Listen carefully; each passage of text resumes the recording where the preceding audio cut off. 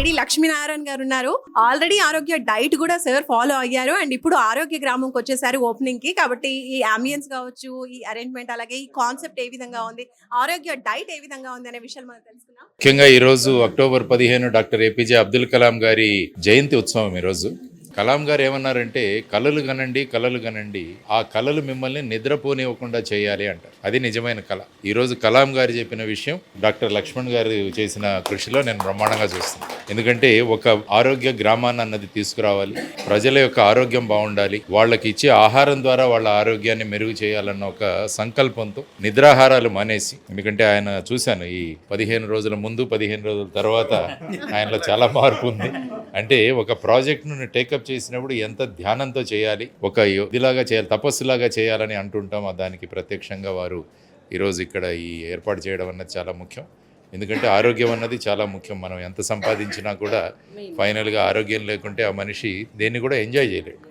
కాబట్టి మనకు డబ్బు ఉన్నా డబ్బు లేకపోయినా ఆరోగ్యం ఉంటే మటుకు మనిషి చాలా ఉత్సాహంగా ఉంటారు. సో కానీ ఇప్పుడు ప్రస్తుతం ఉన్న లైఫ్ స్టైల్ కానీ వీటన్నిటి వల్ల ఏమైపోయిందంటే ఆరోగ్యం పట్ల క్రమక్రమంగా మనం అంత ధ్యాస పెట్టట్లేదు. టాబ్లెట్స్ తీసుకుంటే సరిపోతుంది, బాగైపోతుందన్న ఒక ధోరణిలోకి వచ్చాం.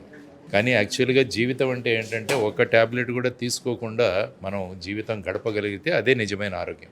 అది మనకు ఆహారం ద్వారా వస్తుందన్నది లక్ష్మణ్ గారు చెబుతున్న ప్రధానమైన విషయం. ఆరోగ్యం ఎలా ఉండాలి అంటే మనం ఆహారం ఎలా తీసుకోవాలి, ఏ ఆహారం తీసుకోవాలి, ఎంత మోతాదులో తీసుకోవాలి, ఏ విధంగా తీసుకోవాలి, ఎప్పుడు తీసుకోవాలి, ఇలాంటివన్నీ కూడా పొందుపరిచి ఇక్కడ ఒక ఆరోగ్య గ్రామం అన్నది ఏర్పాటు చేయడం, ముఖ్యంగా ఈ పరిసర ప్రాంతాల్లోనే కాదు, మొత్తం మన ఉభయ రాష్ట్రాలు కాదు, మొత్తం దేశానికి కూడా ఇది ఒక మంచి సెంటర్ అవ్వాలని కోరుకుంటున్నాను. ఖచ్చితంగా ప్రజలకు ఒక మంచి మేలు చేస్తుందని నేను మనస్ఫూర్తిగా కోరుకున్నాను. ఎందుకంటే ఇదంతా కూడా నా స్వీయ అనుభవంతో నేను చెబుతున్నాను. ఎందుకంటే వారు ఇచ్చే డైట్ కానీ వీటిని నేను కూడా ఫాలో అయ్యాను. ముఖ్యంగా మన బి విటమిన్ పెరగడానికి ఆయన చేస్తున్న ఒక సిరప్ ఏదైతే ఉందో అది కూడా చాలా ప్రభావం చూపించింది.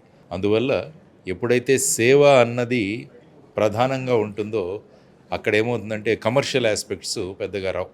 కాబట్టి ఆయన సేవ చేయాలని, సమాజానికి సేవ చేయాలని ఇచ్చిన మహోన్నతమైన వ్యక్తి. కాబట్టి వారికి, వారి కుటుంబ సభ్యులకు కూడా నేను అభినందనలు తెలియజేస్తున్నాను. దాంతోపాటు ఇటువంటి చక్కని విషయాలను ప్రమోట్ చేస్తున్న సుమన్ టీవీ కూడా మరియు మిత్రులు సుమన్ గారికి కూడా అభినందనలు తెలియజేస్తున్నారు. ఎందుకంటే సుమన్ టీవీ అన్నది ఎప్పుడూ కూడా ఒక కొత్త బాణీలో వచ్చిన ఛానల్ అది సుమన్ టీవీ. కాబట్టి అనేక రంగాల్లో ప్రజలను ఇన్ఫర్మేషన్ ఇస్తూ, వాళ్ళను ప్రేరేపిస్తూ, వాళ్ళ జీవితాలు బాగుపడడానికి చేస్తున్న ఒక కృషిలో భాగంగా ఈరోజు ఆరోగ్య గ్రామాన్ని అన్నది కూడా సుమన్ టీవీ వారు ప్రమోట్ చేయడం అన్నది చాలా ముఖ్యమైన విషయం. ఇప్పుడు మినిస్టర్ జూపల్లి కృష్ణారావు గారు కూడా వచ్చి వెళ్ళారు. వారు కూడా మాట్లాడుతూ గ్రామాలలో ఆరోగ్యం బాగుండాలి, ఎందుకంటే ప్రజలు అనవసరమైన ఖర్చులు చేస్తూ వాళ్ళు ఆరోగ్యాన్ని పాడు చేసుకుంటున్నారు.